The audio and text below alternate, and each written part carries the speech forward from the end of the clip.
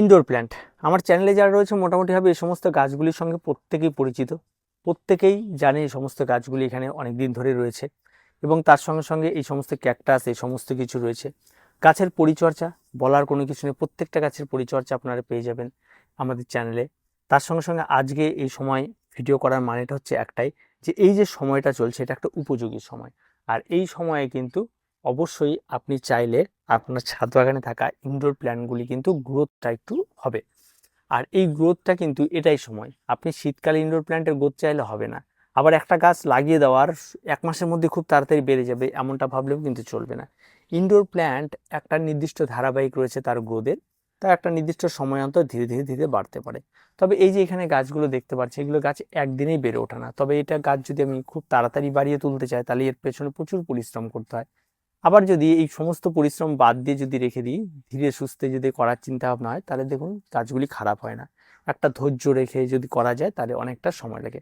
এই যে পেপ্রোমিয়ার এই গাছটিকে দেখায়, বিনস, অনেক এই গাছগুলি দেখিয়েছি, অনেক বাগানীদেরকে বলেছি যে এই গাছগুলি কিন্তু পরিচর্যা খুব সহজ, এই গাছগুলি যে কোনো কেউ করতে পারে।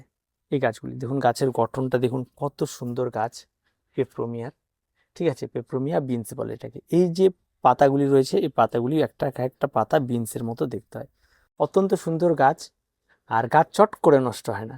এই সমস্ত গাছ, গাছের গ্লেজ দেখুন, যে কোনো একটা জায়গায় রাখবেন সেমি শেডে অত্যন্ত সুন্দর হবে। তবে হ্যাঁ, গাছ রাখলে হবে না, গাছে মাঝে মাঝে ডাল কাটতে হয়। তো আজকে আরেকবার ডিটেলস আপনাদের জানিয়ে দিই যে কিভাবে গাছ করবেন। যখনই নার্সারি থেকে কোনো গাছ ক্রয় করবেন সবার প্রথমে আপনাদের কাছ থেকে 2-4 দিন গাছটাকে রেস্টে রাখা, তারপরে আপনারা সেই সমস্ত গাছগুলিকে বসাবেন। বসানোর জন্য আপনাকে যেটা করতে হবে সেটা হচ্ছে সবার প্রথমে মাটির মিশ্রণটাকে রেডি করতে পারে। এই মাটির মিশ্রণের মধ্যে আপনাদের নিতে হবে 50% মাটি, 30% কম্পোস্ট, 20% বালি। এই যে একটা র ম্যাটেরিয়াল মাটি তৈরি করে নেবেন। মাটি তৈরি করার পরে আপনাকে গাছগুলিকে বসিয়ে দিতে হবে। তো মাটি যেদিন তৈরি করবে সেদিনই বসাবে না, যেহেতু গাছটাও 2 দিন রেস্টে থাকবে, আপনি একটু রেস্ট নিয়ে তারপরে গাছটিকে বসাবেন। গাছ বসানোর সময় গাছের রুট বলটা কখনোই ভাঙবেন না, রুট বল সহ বসানোর চেষ্টা করবেন। কোনো গাছের রুট বল ভাঙবেন না। রুট বল ভাঙলে কি হয়, গাছ অনেকটাই দুর্বল হয়ে যায়। আর রুট বল থাকলে গাছে কোনো সমস্যা নেই, অত ভয় পাবারও কোনো কিছু নেই। তাই রুট বল সহ আপনারা গাছগুলিকে বসিয়ে দেবেন। বসিয়ে দেওয়ার পর আপনাকে এবার যেটা করতে হবে সেটা হচ্ছে গাছের পরিচর্যা। অনেকেই মনে করে গাছ বসিয়ে দেওয়ার পর গাছ খুব তাড়াতাড়ি বাড়বে। প্রথমে বলে রাখি যে এই যে গাছগুলি আমরা দেখি যে ইনডোর প্ল্যান্ট, এই সমস্ত গাছগুলি এই সময়টাতে যতটা গ্রোথ রেট থাকে শীতকাল আসলে অনেকটাই কমে যায়। তাই এই সময় এই সমস্ত গাছের গ্রোথ রেটটা অনেকটা হাই হবে এমনটা নয়। যে কোনো ইনডোর প্ল্যান্টের গ্রোথ রেট অন্যান্য সেসনাল ফ্লাওয়ার বা ফলের গাছ বা অন্যান্য যে সমস্ত গাছগুলি রয়েছে তার থেকে অনেকটা কম থাকে। এরা হুট করে এক রাতারাতি বা আপনার অনেকটা টাইম নিয়ে ভালো হয়ে যাবে এমনটা নয়। আর এরা অনেকটা একটা স্বভাবের গাছ, হয়তো আপনার বাড়িতে বেশ কিছু দিন ধরে রয়েছে। হয়তো আপনি আপনার একটা গাছকে, আপনি ধরুন এই গাছটা হয়তো আমি এখানটায় রেখে দিয়েছি 2 বছর ধরে, সাপোজ আমি বললাম 2 বছর, যদি গাছের বয়স অতটাও নেই। তো এই গাছটি কিন্তু যদি আপনি হঠাৎ করে আজকে আমি এটাকে এখান থেকে তুলে নিয়ে আমি আমার ঘরে রেখে দিই, যেহেতু জায়গার পরিবর্তন হলো সেক্ষেত্রে এই গাছটি নষ্ট হয়ে যেতে পারে। কিন্তু এর থেকে ছোট গাছ, যদি চারা গাছ নিয়ে আমি, যে সমস্ত গাছগুলি বেশি বয়সে না সেই সমস্ত গাছের ক্ষেত্রে যদি এই টিপসটা অ্যাপ্লাই করি তাহলে দেখা যায় সেই সমস্ত গাছগুলি চট করে নষ্ট হয় না।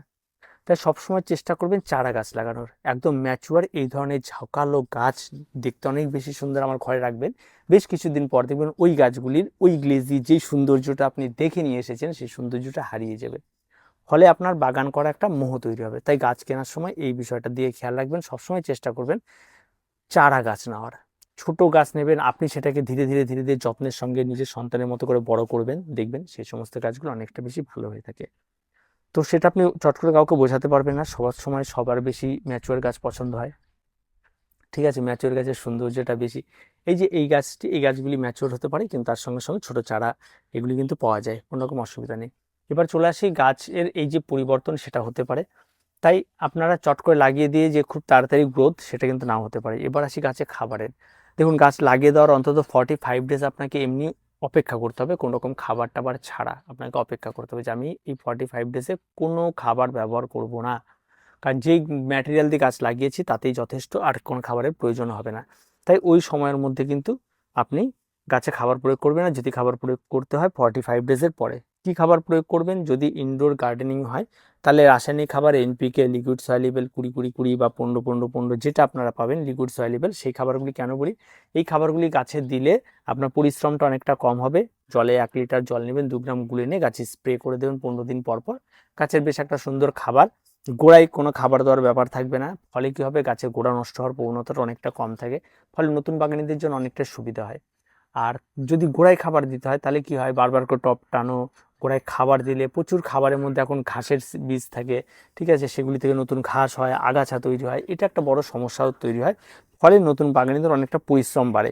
তাই পরিশ্রম যদি না করতে চান তাহলে এটা করতে পারেন। আর ওই সমস্ত খাবার যদি দিতে চান তাহলে হাড় গুঁড়ো, শিংকুচি, নিমখোল সব কিছু 1 চামচ করে মিশিয়ে নিয়ে আপনি প্রত্যেকটা গাছে অন্তত মাসে একবার করে 2 চামচ করে প্রয়োগ করতে পারেন, তাতে কোনো অসুবিধা নেই, অনায়াসে গাছ অনেক বেশি সুন্দর হবে।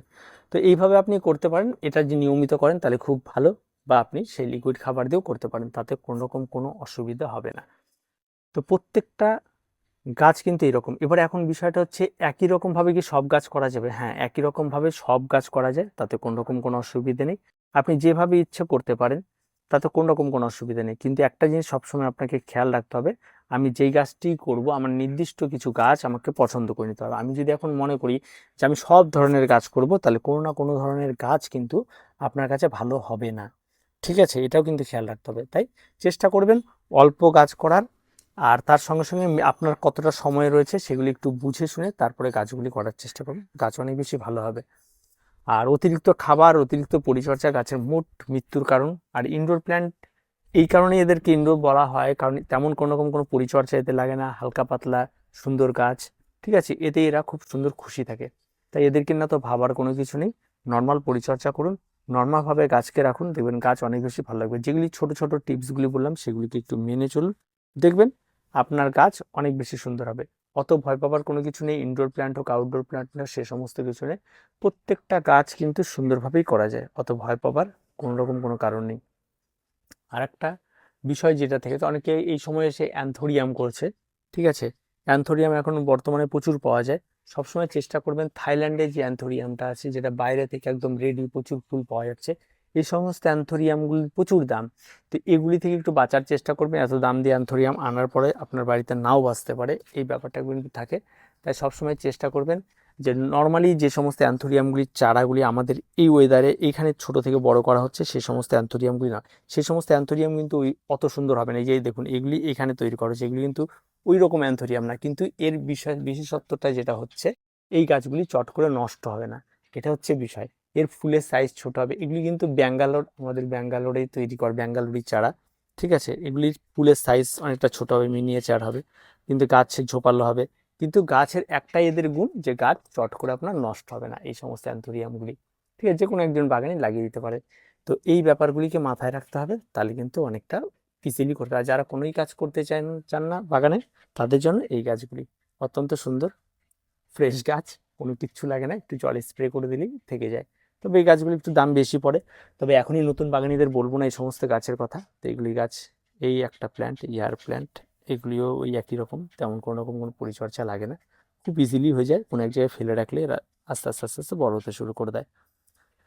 তো যাই হোক, যদি তারপরে কোনো ইনডোর প্ল্যান্টের সমস্যা থাকে, রোগ পোকামাকড় আরও অনেক কিছু হয়ে থাকে, তবে ইনডোর প্ল্যান্টের খুব একটা বেশি রোগ পোকামাকড় লাগে না, যদি পরিষ্কার পরিচ্ছন্নভাবে রাখা হয় গাছ, তাহলে বেশ ভালো থাকে। মাঝে মধ্যে গাছকে বের করবেন, ঘাস বা কোনো কিছু থাকে সেগুলি একটু পরিষ্কার পরিচ্ছন্ন করে দেবেন, গাছ অনেক বেশি ভালো থাকবে। তাই দেখা হচ্ছে পরবর্তী ভিডিওতে, প্রত্যেকে ভালো থাকবেন, প্রত্যেকে সুস্থ থাকবেন, চ্যানেলটিকে সাবস্ক্রাইব করে রাখবেন।